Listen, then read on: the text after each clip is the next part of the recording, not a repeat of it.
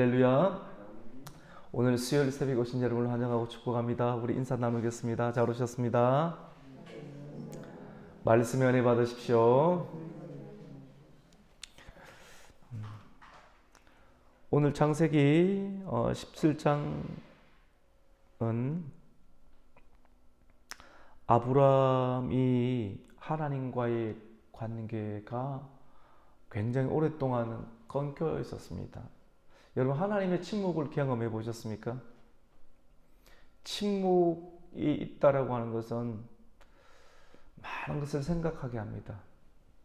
관계가 좋다가 침묵, 단절이란 말이거든요. 뭔가를 이루시려고 하실 때 침묵이 있습니다. 우리 예수님도 예수님의 그 사명을 감당하실 때 마지막 단계의 사명은 십자가를 지는 거지 않습니까? 십자가 복음의 성취가 있어야 되는데 그때 예수님 너무나 힘드시고, 예수님 얼마나 힘드셨으면 예수님께서는 아버지의 이름을 부르셨어요. 아버지를 불렀지만 아버지께서는 예수님의 부르심 가운데 답변하지 못하셨어요. 침묵했습니다. 하나님의 침묵도 있습니다. 사람과 사람 사이에서도 침묵이 있을 수 있습니다. 사람과 사람 사이의 침묵은 보편적으로 뭔가 아니라고 하는 거예요. 관계가 어렵고 힘들 때 침묵합니다. 부모와 자녀와의 관계에서도 침묵이 있을 수가 있죠. 그리고 흔히들 부부와 부부의 관계에서도 침묵이 있을 수 있어요. 이 사이가 안 좋다라고 하는 거죠.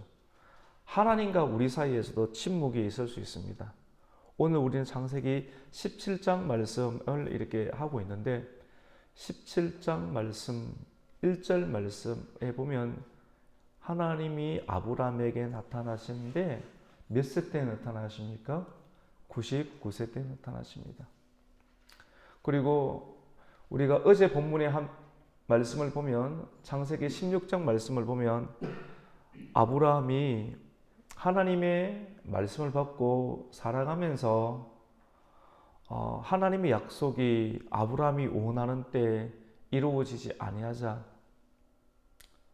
사실 한계지 않습니까? 나이가 많이 들었는데 하나님은 너의 자손을 많이 주겠다라고 말씀을 했는데 아브라함의 나이가 85세가 되어버렸습니다. 나이가 그렇게 많은데 고목나무에 어떻게 새순이 필 수가 있겠습니까? 그래서 하나님의 뜻을 이루긴 이루어야 되는데 내 나이가 너무 많아서 모든 것이 끊어져 버린 시대 가운데 하나님의 뜻을 이룰 수가 없을 것 같아서 인간적인 방법 그리고 손쉬운 방법으로 애굽에서 얻었던 그 하갈이라고 하는 여종을 당신에게 드리면 그걸 통해서 자녀가 출산되지 아니할까라고 하는 사라와 아브라함이 상의하고 의논하는 것은 사실 굉장히 중요한 과정이기도 하지만도 약속을 벗어난 상태에서 상의하고 의논하는 것은 굉장히 위험합니다. 하나님의 말씀을 받고 말씀을 붙잡으면서 기도하는 것은 굉장히 좋은 영적인 행위인데 기도하면서 순종에 이를 수 있겠지만도 약속의 말씀이 우리에게 와서 우리에게 믿음의 갈등이 있을 때 말씀을 붙잡으면서 기도하지 아니하고 생각하는 것은 하나님으로부터 떨어지게 하는 것, 순종이 아니라 불순종을 하게 합니다. 그래서 내가 하는 것은 억수로 안 좋은 경우가 있습니다. 자기의 자존감을 세우는 것처럼 보이지만도 망하게 됩니다. 이것을 세상 사람들은 알아야 되고 이것을 알려주는 것이 복음을 전하는 것이다. 내가 아무리 생각을 해도 내 자아가 살아있는 상태에서의 생각은 육체의 정욕과 이생의 자랑과 안목의 정욕의 한계를 벗어날 수가 없습니다. 결국 그 안에서 이루어집니다. 그래서 내가 죽고 나보다 더 탁월하신 예수 그리스도를 허용하고 주님이 내 안에서 생명의 역할을 감당할 수 있도록 내 인생을 내어드리는 인생, 이것이 순종이고 이 순종을 통해서 하나님의 창조주 되심과 하나님의 구속주 되심과 마지막 날에 심판주로 되심을 이렇게 우리가 경험을 하게 되는 것인데요. 아브라함이 86세 때 자녀를 출산했습니다. 하갈을 통해서 누구를 출산하게 되었습니까? 하나님은 고통 가운데도 들으신다라고 하는 이름을 가진 이스마엘을 몇 세 때입니까, 여러분? 86세 때. 오늘 우리가 17장 1절을 읽었지만 마지막 16장 16절을 한번 읽겠습니다. 시작. 하갈이 아브라함에게 이스마엘을 낳았을 때 아브라함이 86세더라. 여러분, 아브라함은 굉장히 좋았어요. 그게 또 남성들의 보편적인 생각일 수 있어요. 왜냐하면 자기 씨가 출산이 됐지 않습니까? 사라에게서 출산이 되든지 또 하갈에게서 출산되든지 여성은 그게 또 중요하겠지만도 하나님을 제대로 알지 못하는 상태에 있어서 이 남성의 목적은 내 씨가 내 아들이 출산됐는데 뭐 그러면 된 거 아니겠습니까? 밭은 달라도 아들이 출산됐으니까 좋아서 얼마나 아브라함이 기쁨이 있고 좋았겠습니까? 하지만 약속을 따라서 출산하지 아니하고 육체의 방법을 따라서 손지은 방법으로 하나님의 뜻을 이루겠다라고 하고 그것이 열매처럼 드러나는 이스마엘을 86세 때 보고 허허허 웃고 기분이 좋고 그에게는 기쁨이 있었지만 그 순간부터 하나님과의 관계가 단절되고 같이 봅시다. 침묵이 일어납니다. 이런 것을 우리가 깨닫는 거예요. 성경에는 중요한 축들이 있습니다. 내가 이렇게 해버려야 되겠다 하면 성취는 보지만도 하나님의 임재와 하나님의 관계가 더 이상 내 심령 가운데 끊임없이 샘솟는 샘물로 드러나지 아니할 때 그때부터 영이 말라버리는 거예요. 뭔가를 소유하고 얻기는 얻었지만도 사람이 영이 마르면 그때부터는 너무너무 힘든 거예요. 한 번씩 그것을 경험할 필요가 있습니다. 일부러 경험할 죄짓지는 마세요. 하지만 우리의 스스로의 선택에 서 이런 것을 경험하게 됐을 때 이것이 얼마나 끔찍하고 하나님의 성령의 공급하심이 없는 인생이 얼마나 끔찍하고 얼마나 힘이 드는가를 우리가 경험하게 될 때 이게 하나님의 공이지 않습니까? 다음 뭔가를 선택하게 될 때 손쉬운 방법을 선택하지 아니하고 약속을 벗어나지 아니할 수 있는 내적인 힘이 하나님의 공의로부터 약속 있는 자들까지 하나님의 공의로부터 그것이 생기기 때문에 쉽게 세상으로 빠지지 아니하고 약속을 선택합니다. 하나님은 아브라함에게 침묵하셨습니다. 몇 년간 침묵했습니까? 같이 해봅시다. 13년 동안. 여러분 예를 들어서 예배를 1년 안 드리면 사람은 완전 다 무너집니다. 이게 힘이 들어도 이게 사람 살리는 거거든요.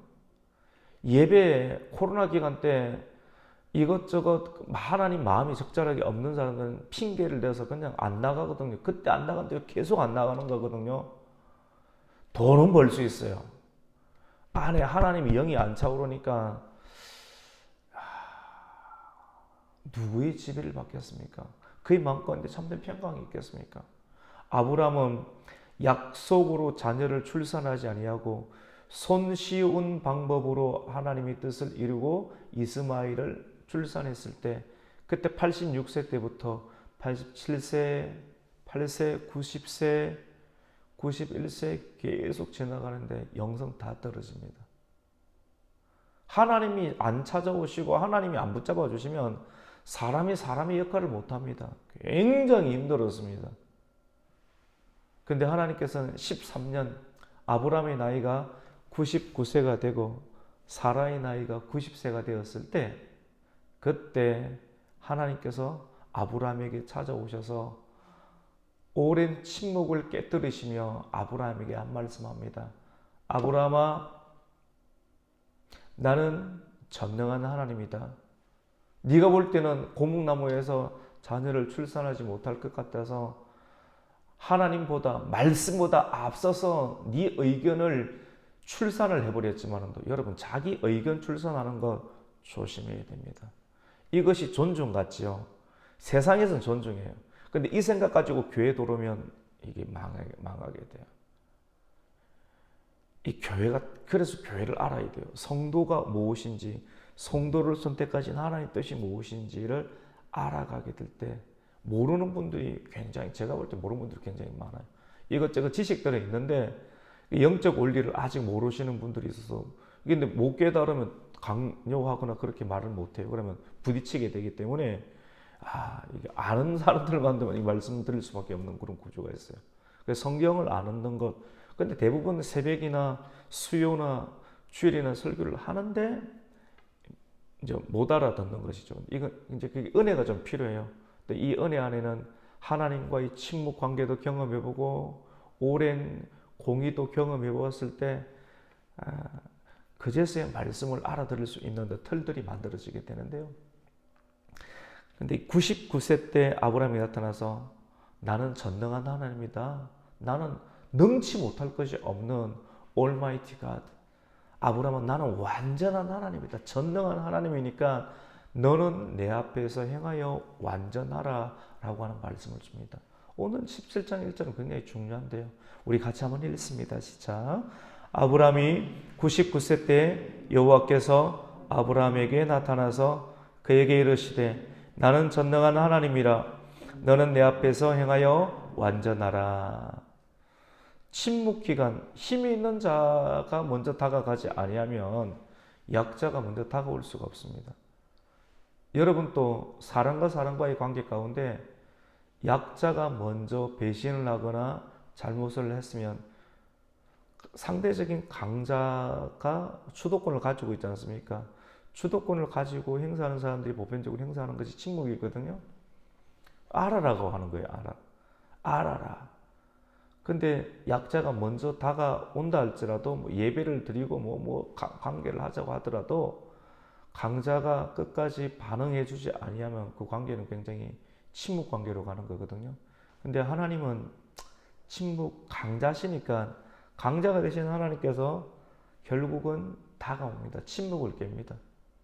예를 들어서 가정에서도 남편과 아내 관계 가운데 누군가가 잘못하게 되면 한 사람은 침묵으로 나아가게 되잖아요. 속이 상하니까. 근데 계속 가버리면 너무 힘들죠.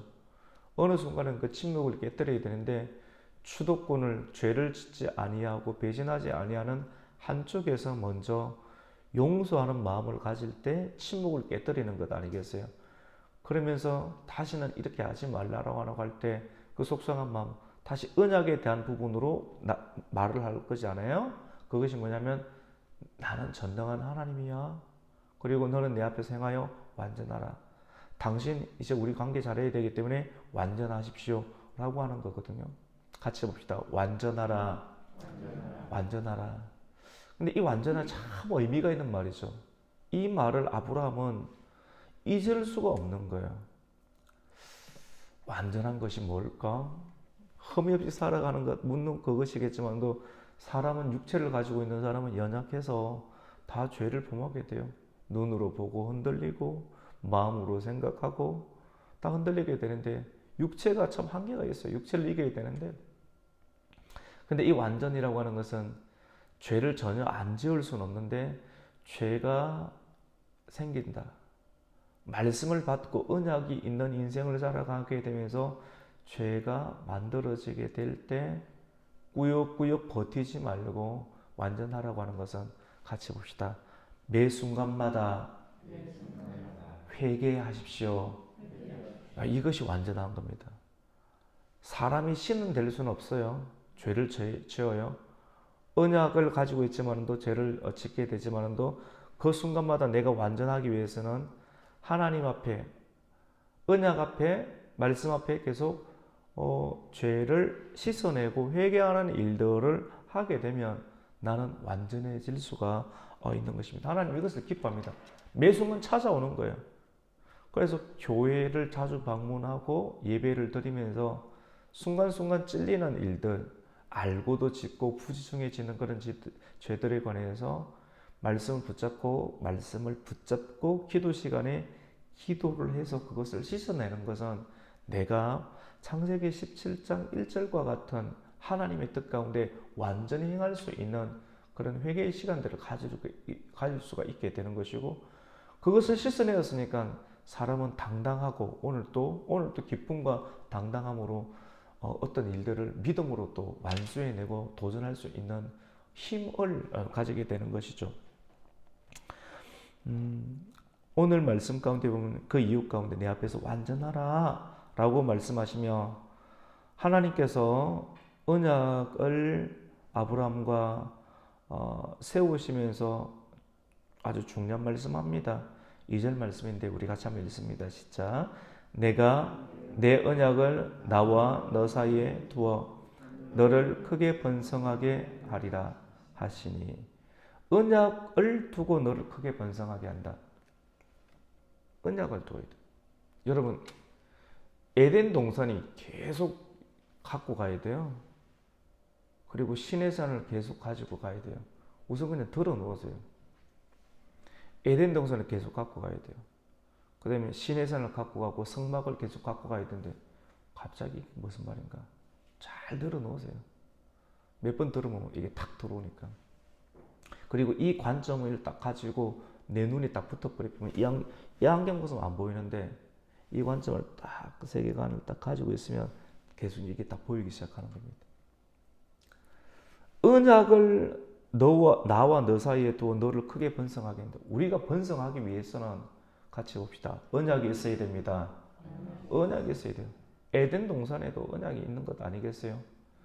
선악을 알게 하는 나무 실과 그 다음에 생명나무가 에덴 동산 중앙에 딱 있는 거 아니겠어요? 하나는 먹지 말라라고 메시지를 딱 듣고 그대로 믿고 믿음 가지고 안 먹으면 같이 봅시다. 생명나무 실과 영원한 생명이 들어가게 돼요. 안 먹어야지 들어가게 돼요. 먹어버리면 쫓겨나게 돼요. 시내산에도 모세가 시내산에 아무도 모르고 너 여기 올라가면 죽어. 말씀 보면 모세만 그 안에 들어갈 수 있어요. 맨 꼭대기에. 그 중간에는 일반 사람들이 들어가고 그 밑에는 어느 누구도 접근하지 못합니다.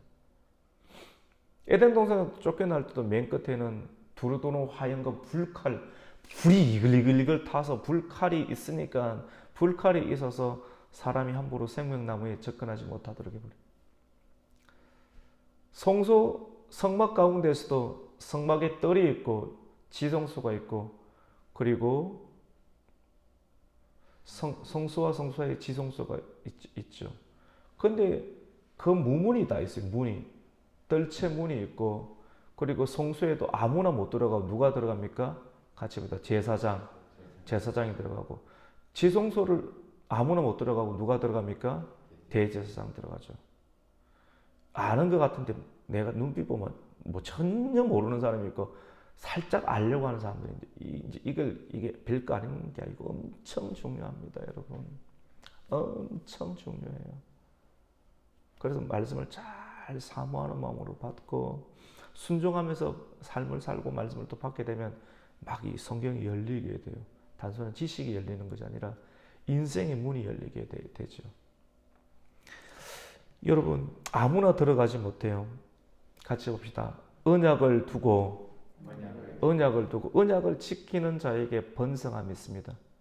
선악과 만들고 생명문화 만들고 이 말씀을 지키는 자에게 하나님께서는 너를 크게 번성하리라. 생육하고 땅에 충만하라 라고 하신 말씀을 오늘 말씀 가운데 아브라함을 통해서 노아를 통해서 아브라함을 통해서 왜 계속 실패하고 있으니까 하나님의 뜻은 계속해서 이루어지는 거거든요. 여러분의 가정이 번성하게 되기를 원하십니까? 이렇게 되기 위해서는 여러분 말씀을 떠나지 마세요. 할렐루야.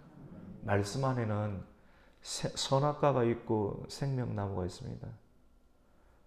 그리고 지성소 안에는 하나님의 언약궤가 있는데 그 언약궤 안에는 같이 봅시다. 법궤가 있습니다. 하라고 하는 것과 하지 말라고 하는 것 법계가 있어요. 언약이 있습니다. 하나님의 영역은 침범하지 마시고 하나님께서 하시라고 하는 것은 꼭 지키게 될 때 이걸 알고 있는 거예요. 우리 눈에는 굉장히 좋아 보이는 것들은 뭐냐면 하나님께서 하지 말라고 하는 것은 좋아 보이게. 근데 이건 안 하는 거예요. 여기에 내 의견을 드러내면 안 돼요. 대부분의 경우 내 의견은 이것들을 어떻게 하든지 침범하고자 하는 형태로 허물어진 상태에서 의견들이 나오게 되는 것을 보게 됩니다. 그래서 하나님을 알면서 중생한 하나님의 은총과 그 생각들로서 우리의 생각들, 그것이 내 자아거든요. 자아. 그 자아들 죽여나가는 과정들이 중요합니다.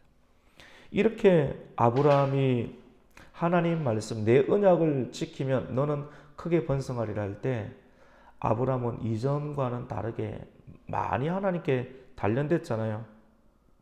애굽 내려가다가 아내 빼앗기고 근데 물질도 주셨고 기근 경험하고 그리고 산에 올라가서 하나님 땅 주신다고 하늘의 별들 주신다고 하고 다 했는데 아직 안 이루어지고 오늘 창세기 17장까지 와서 또 언약을 또 맺게 될 때 아브라함은 말씀이 계속해서 중첩되면서 하나님의 단련을 경험하게 되면서 이전과는 다른 눈빛과 태도가 만들어지기 시작합니다.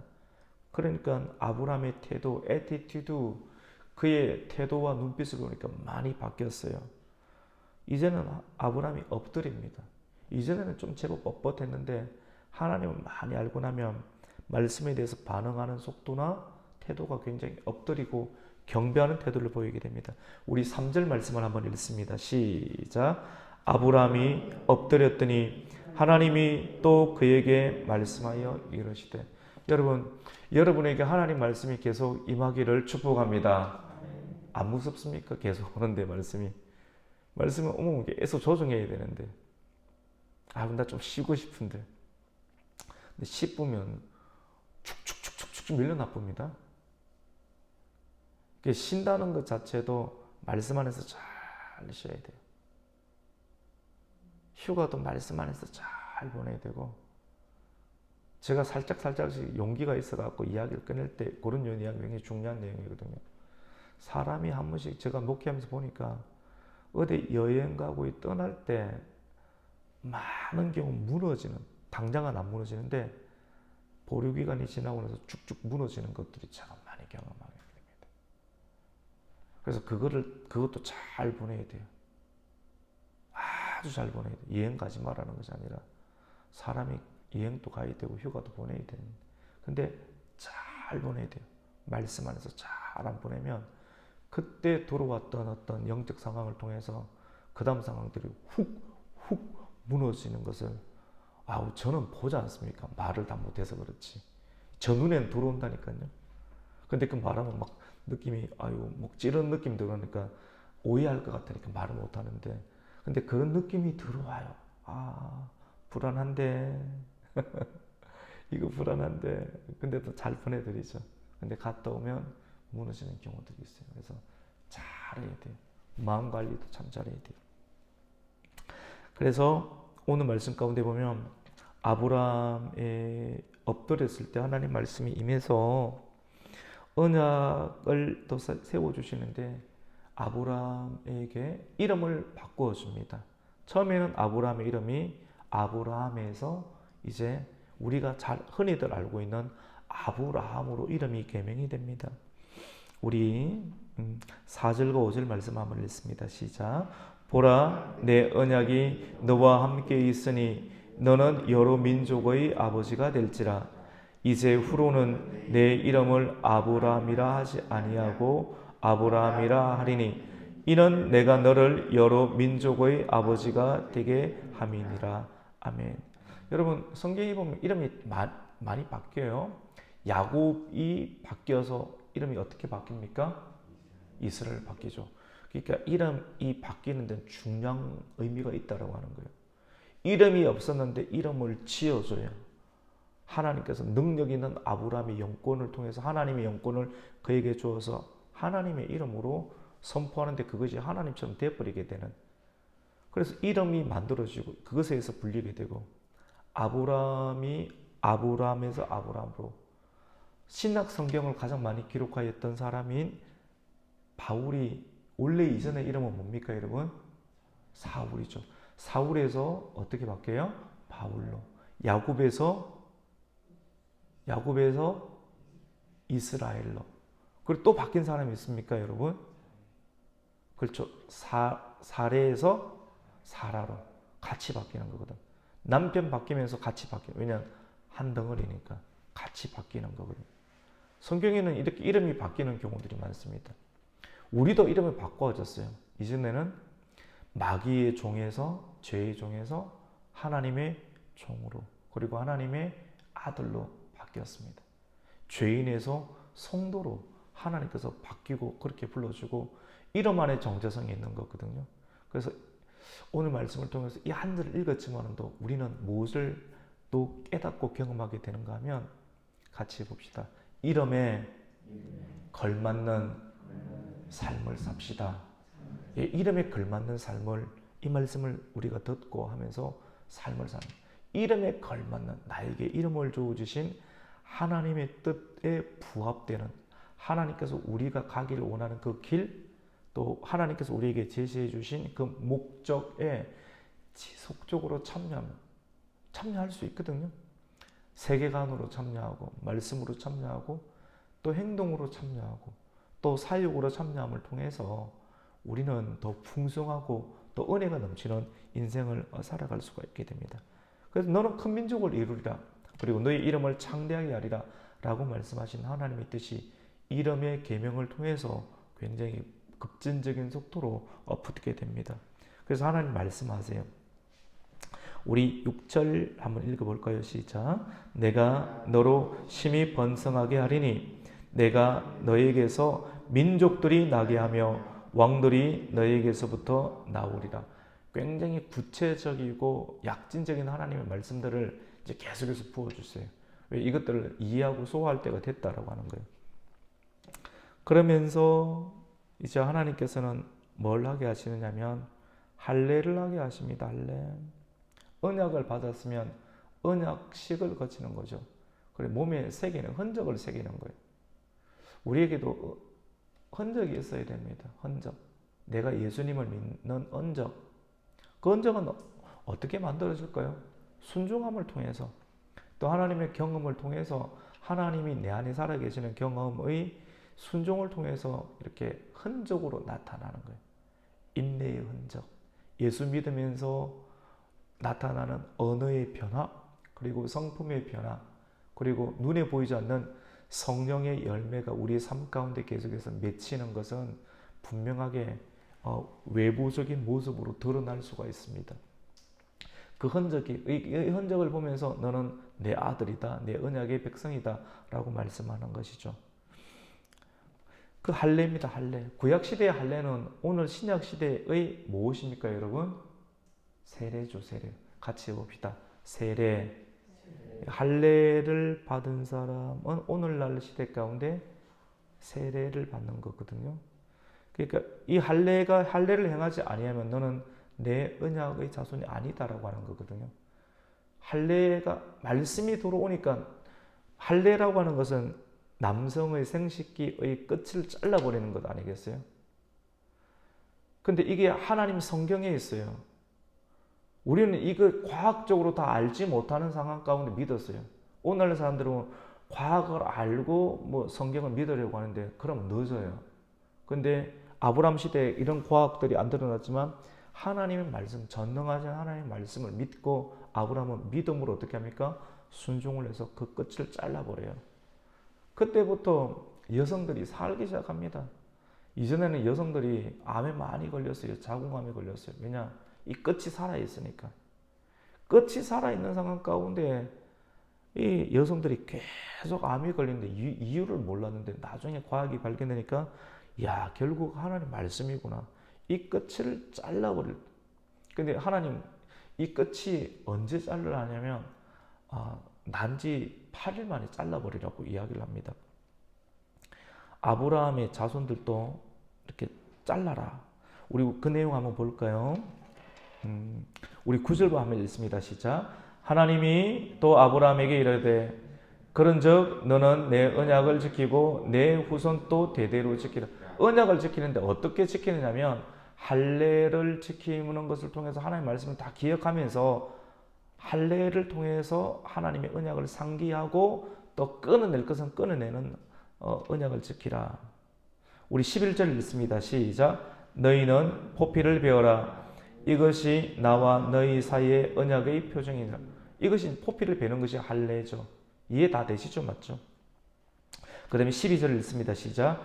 너희의 대대로 모든 남자는 집에서 난 자나 또는 너희 자손이 아니라 이방 사람에게서 돈으로 산 자를 막론하고 난지 며칠입니까? 8일 만에 할례를 받을 것이니라.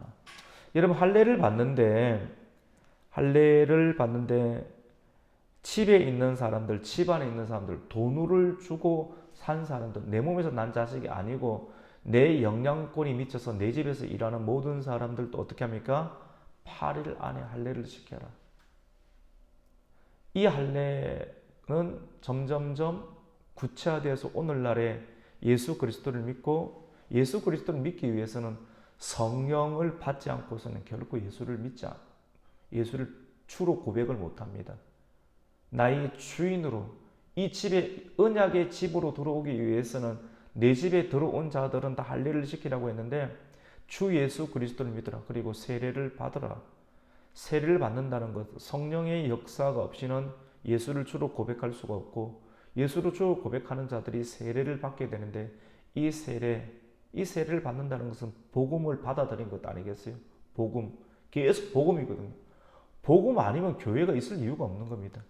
복음을 알아야 되고 복음을 전해야 되는 건데 그런데 이 세례는 같이 봅시다. 성령의 세례 잘라야 돼요. 우리와 하나님의 관계를 멀게 할 수 있는 것 잘라야 됩니다. 내적인 하나님의 할례를 우리는 시행을 해야 됩니다. 우리가 오늘 말씀을 통해서 가슴 가운데 다시 한번 더 깊이 새기는 것은 내가 완전하게 해서 끊임없이 회개를 해야 되겠구나. 그리고 할례라는 말씀을 또 설교를 들으면서 내가 세례받은 하나님의 사람으로서 성령이 있는 사람으로서 성령께서 감동을 주실 때 내가 여전히 범하고 있는 죄는 무엇인가? 그리고 내가 잘라야 될 그런 양피는 뭔가? 그거를 자르지 아니하면 암덩어리가 우리의 가정 가운데 퍼지게 되고 나의 아내에게로 퍼지고 나의 자손에게로 퍼지게 되는데 내가 아직 할례를 행하지 아니했다라고 하면 단순한 포경수술이 아니라 그거 말고 다 알아듣죠? 내가 영적으로 끊어내야 될 것들을 끊어내지 아니한 것이 어떤 것인가를 우리는 상고하고 생각합니다. 여러분 주님 말씀합니다. 이것이 언약의 증거가 된다. 말씀을 받았고 그리고 언약을 받은 자로서 할례를 행하지 아니하면 너는 나에게서 끊어진다라고 말씀합니다. 우리 마지막 14절 읽습니다. 시작.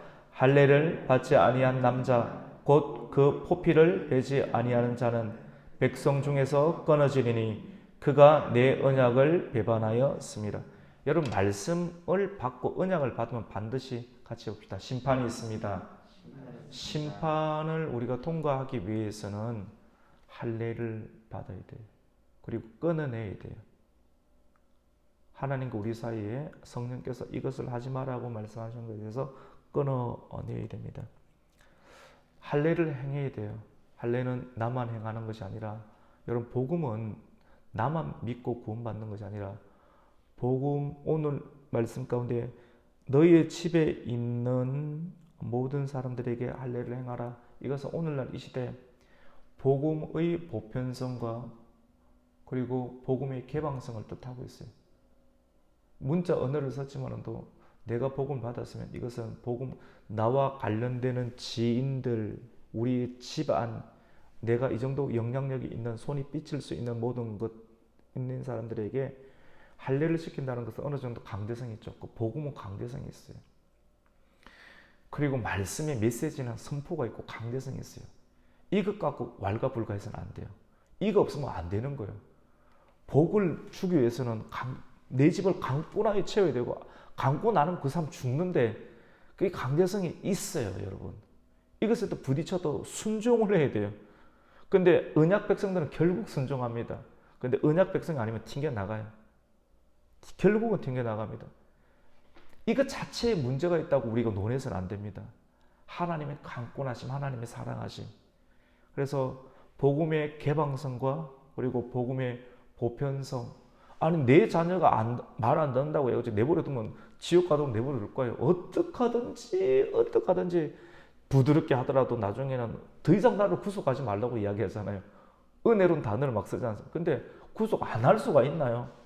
부모가 죽어가면서 자녀를 위해서 이렇게 하듯이 하나님은 복음의 보편성과 그리고 개방성을 가지고 너희 집안에 들어온 돈으로 산 종이든지 몸에서 난 자든지 다 난지 8일 만에 뭘 행합니까? 할례 행하라.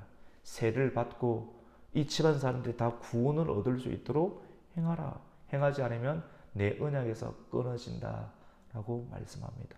오늘 굉장히 중요한 말씀, 이것을 우리가 몇 가지를 상고하고 또 생각하면서 언약에서 벗어나지 마십시오. 말씀에서 벗어나지 마시고 교회에서 벗어나지 마시고 마지막 시대에 살아갈 수 있는 것은 모이기에 있어야 돼요. 마지막 날에 모이기를 피하려고 하는 자, 이것저것 근거를 대고 피하려고 하는 자들에게서 돌아서라고 했거든요.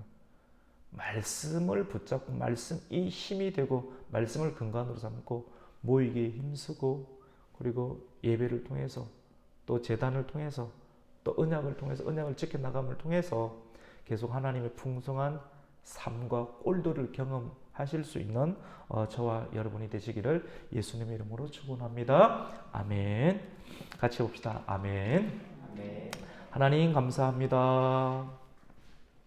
어제도 하루 은혜 가운데 잘 보내게 해주시고 고단한 육신이지만 또 믿음으로 몸을 이렇게 세워서 이 자리에 서게 되었습니다. 이 자리에 믿음으로 행한 모든 아브라함이 행했던 그 일들과 같은 모든 하나님의 성도들의 믿음에 하나님께서 긍휼과 자비의 은총과 온유와 겸손의 은혜와 오래 참음의 옷을 더입혀 주시옵소서. 하나님 앞에서 완전히 행하게 해주시고 하나님 성도의 이름에 걸맞는 삶을 살아가게 해주시고 하나님 언약을 지킬 수 있는 이 시대의 영적인 할례를 계속 행함으로 하나님 죄로부터 벗어나게 해주시고 하나님의 뜻을 신실하게 이룸으로 살아계신 하나님과 동행하며 하나님을 경험할 수 있는 순종의 사람, 아름다운 이날 되게 하여 주시옵소서. 예수님의 이름으로 기도드립니다. 아멘. 하늘에 계신